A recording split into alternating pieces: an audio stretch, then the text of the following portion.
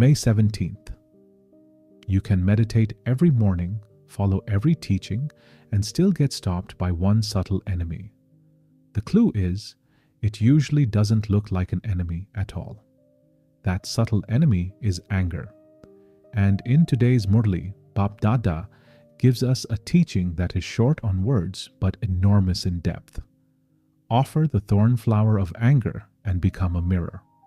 Behind that single sentence lies a complete spiritual method, one that can transform the quality of your thoughts, your relationships, and your daily inner experience. But this isn't philosophy, this is practice. It asks for honesty, courage, and a willingness to look at the parts of ourselves we usually justify or hide. Because anger, in all its hidden and subtle forms, is the one thing that keeps quietly catching us, even when we've made real progress in everything else. Let's begin with what it actually means to offer anger. Bap Dada reminds us that just as certain flowers are offered in devotion, today we are being asked to offer something very different: our anger. But the first thing we need to understand is what anger actually looks like. Most of us assume anger is just shouting or visible reaction, the flare-up, the raised voice, the argument. And we tell ourselves, I'm not really an angry person, I don't shout. But anger is far more subtle than that. Anger can be a quiet irritation that runs through your morning, a judgmental thought about someone you don't even know well, a silent resentment that has been sitting in your chest for months, a bitter, "Why did this happen to me?" that keeps replaying late at night. Even the smallest inner disturbance, when you really look at it, is a form of anger. It's just wearing different clothing. To offer anger doesn't mean suppressing it. It doesn't mean pushing it onto someone else. It means recognizing it clearly and then handing it to the Father.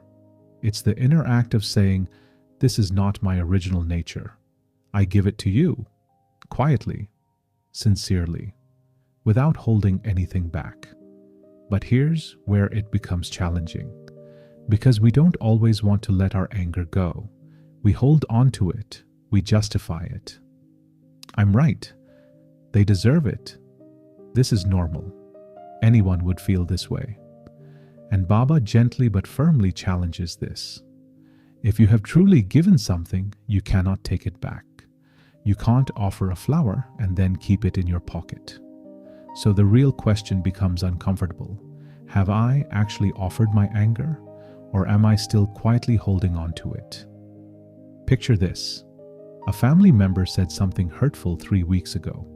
On the surface, you've moved on. You're polite. You're functional. You may have even told yourself that you've forgiven them. But every time their name comes up, something tightens slightly in your chest. Every time they walk into the room, there's a small distance you create without realizing it. The anger isn't loud anymore, but it's still there, quietly stored away, coloring the relationship in small ways you've stopped noticing. That is anger that hasn't been truly offered. It's just been hidden.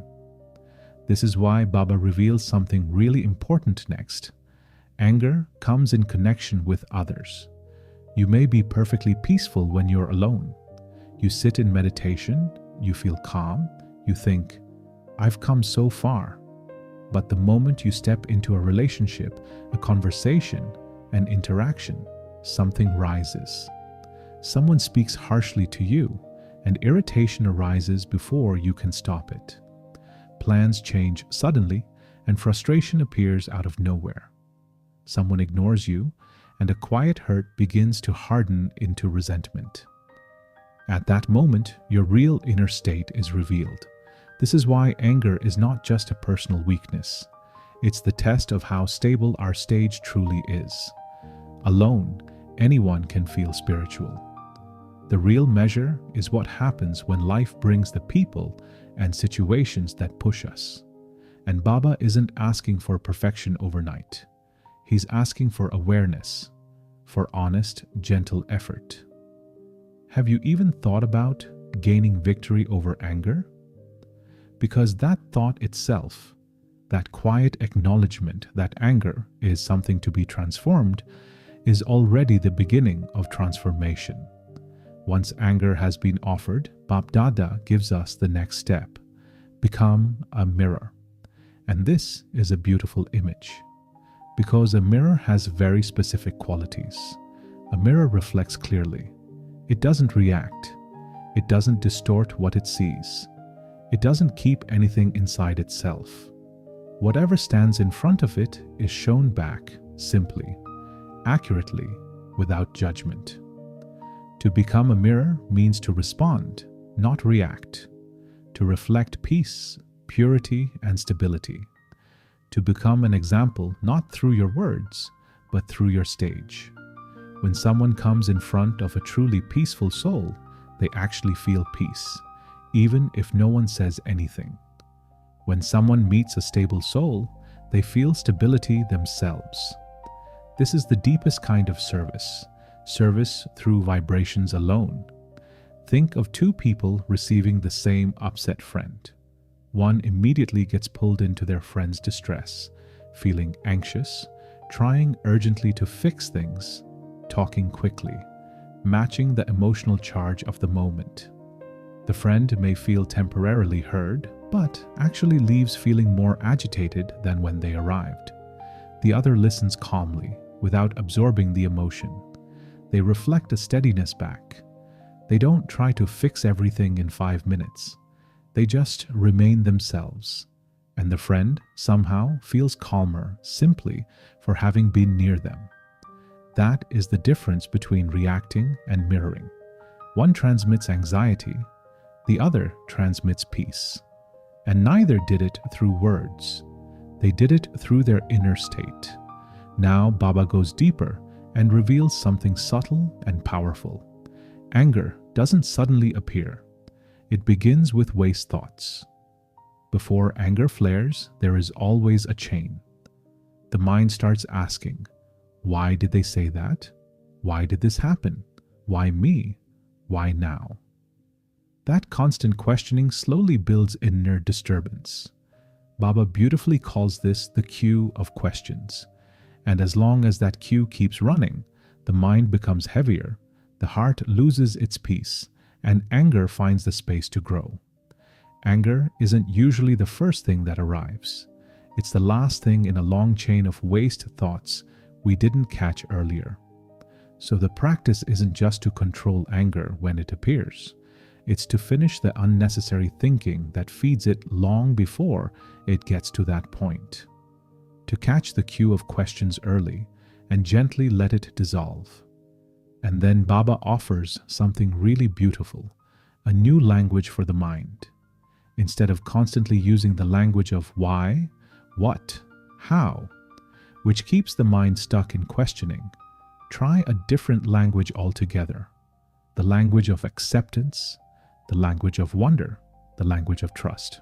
Instead of, why did this happen? Try, what can I learn from this? Instead of, why are they like this? Try, let me remain stable and give good wishes. Instead of, why me? Try, this too is part of the drama. What is the best response I can offer? These shifts seem small, but they are quietly revolutionary, because the same mind, asked a different question, produces a completely different inner state. The why mind keeps you trapped. The what can I do with this mind sets you free. And this is the gentle transformative practice today's Murli is offering. Offer your anger, even the subtle, hidden kind, to the Father. Become a mirror that reflects peace instead of absorbing disturbance. Catch the waste thoughts before they become reactions. And learn to speak to your own mind in a new language, one of trust, learning, and quiet acceptance. Because the soul that lives this way slowly becomes something rare, not free of feelings, not pretending things don't matter, just no longer trapped by the inner reactions that used to silently steal so much of its peace. A soul that has finally laid down the thorn and become the mirror Baba was always hoping it would be. 2 daily practices. 1. Pause before you justify. Throughout the day, whenever something rises in you, irritation, frustration, hurt, even a quiet "why is this happening?" pause for just 3 seconds before doing anything.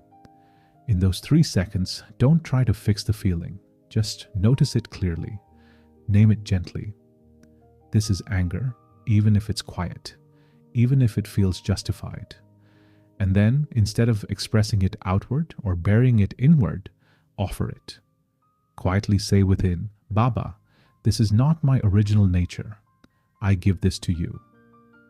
Don't take it back. Don't replay the story that created it. Just let it go. This single practice, repeated through the small moments of the day, slowly clears the inner space. Anger has been quietly occupying for years. At home, when someone behaves unexpectedly. In relationships, when someone doesn't meet your expectations. In busy moments when plans go wrong. Even with yourself when you make a mistake. Instead of turning anger inward, offer it, learn from it, and keep moving lightly. The practice is the same in every situation. Pause, notice, offer, move on. 2. Change the language of your mind. Throughout the day, gently catch the moments when your mind starts asking why. Why did they say that? Why is this happening? Why me? Why now? Each why is a doorway into the queue of questions that quietly feeds anger. So whenever you catch one, soften it by changing the language. Replace "why did this happen?" with "what can I learn from this?" Replace "why are they like this?" with "every soul is on their journey. Let me remain stable and give good wishes." Replace "why me?" with "what is the best response I can offer right now?" Same situation, same mind. Completely different inner result.